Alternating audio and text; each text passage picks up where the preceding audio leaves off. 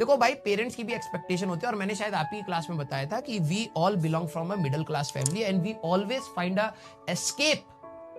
हम लोग अपनी मिडिल क्लास की एस्पिरेशंस जो है कि भैया हमें पास घर हो, गाड़ी हो, शांति सी लाइफ हो, हमें उसको एस्केप करने के लिए हमारे पास सिर्फ एकमात्र चीज बचती है, वो है एजुकेशन। एकमात्र। हमारे पास बहुत बड़ी करोड़ों की जमीनें नहीं है कि हम बेच के कुछ कर लें या फिर खेती कुछ कर लें। हमारे पास घर नहीं है, हमारे पास गाड़ी नहीं है। हम धीरे धीरे प्रोग्रेस कर रहे हैं उस डायरेक्शन में। लेकिन अगर आप देखें, पेरेंट्स का स्ट्रेस आता है क्योंकि वो उन्होंने स्ट्रगल देखा या जो भी देखा। अब वो इनसिक्योरिटी बोलिए, स्ट्रेस बोलिए, एस्पिरेशंस बोलिए, एम्बिशंस बोलिए, इतने सारे वर्ड्स वहां पे वैलिड हो जाते हैं क्योंकि हर टाइप के पेरेंट्स हैं। वो बच्चे पर कैसे आता है, और कई मैंने देखा है कई बच्चे भी ऐसे होते हैं कि पेरेंट्स बिल्कुल चिल है लेकिन बच्चा ही खुद लोड लिए जा रहा है। मैंने ऐसे भी बच्चे देखे। तो अब मैं किसी को समराइज नहीं कर सकता कि आप पेरेंट्स ही क्यों स्ट्रेस डालते हैं। मैंने ऐसे भी पेरेंट्स देखे हैं जो कहते हैं भाई हम तो उसको कहते हैं बाहर जाके खेल, हम नहीं कहते इतना पढ़ाई करने के लिए, ये रूम में ही घुसा रहता है।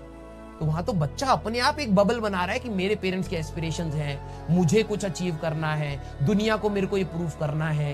तो वो तो बच्चे ने ही बबल बना लिया। उसको कैसे रोकोगे? उसका रोकने का एकमात्र तरीका है बेटा, यू हैव टू कम्युनिकेट।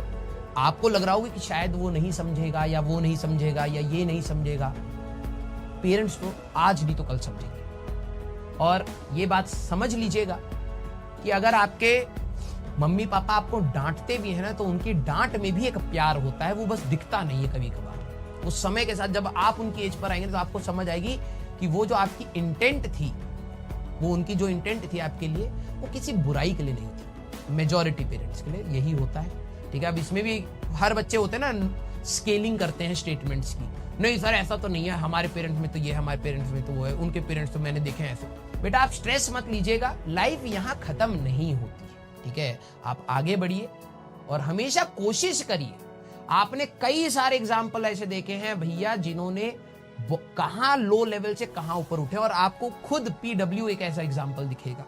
अलग सर आपके सामने एक जीते जाते एग्जाम्पल है यार, आपके खुद, मतलब आप तो सिस्टम से कनेक्टेड हो ना यार, आपने तो देखा है ना सिस्टम ग्रो होते हुए। कुछ भी हो सकता है भाई, कुछ भी हो सकता है। अगर अलग सर ने उस समय सोच लिया तो भाई कुछ नहीं बचा, ये नहीं बचा, या हम लोगों ने भी अपनी लाइफ में जब लोवेस्ट पॉइंट तो सभी का आता है, हम लोगों ने लोवेस्ट पॉइंट पे सोच लिया तो कुछ नहीं होता, तो आज की खूबसूरती कहां देख पाते हैं? आज हो रही है चीज अच्छी।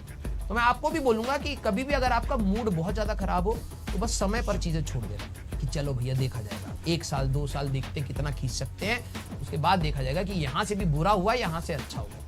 और जनरली चीजें सुधरती हैं भाई, चीजें खराब भी होती हैं, चीजें अच्छी भी होती है, बस हमारी एक्सपेक्टेशन ये होती है कि अच्छी ही चलती चली जाएंगी। ऐसा नहीं होता है, रियल लाइफ में जीना पड़ेगा। तो आप सभी लोगों से मेरी बस एक ही रिक्वेस्ट है, एटलीस्ट अपने पेरेंट्स के साथ कनेक्टेड रहिए, अपने टीचर्स के साथ कनेक्टेड रहिए, और कोशिश करिए कि अच्छी चीजें दिमाग में रहे। ठीक है, और सिर्फ पढ़ाई ही सब कुछ नहीं है, और पढ़ाई के बिना दुनिया भी नहीं चलेगी आपकी और हमारी। तो कहीं ना कहीं एक मिडल वे है, कहीं ना कहीं जैसे कहते हैं ना कि the whole world is not either black और white, it's almost the shades of the grey.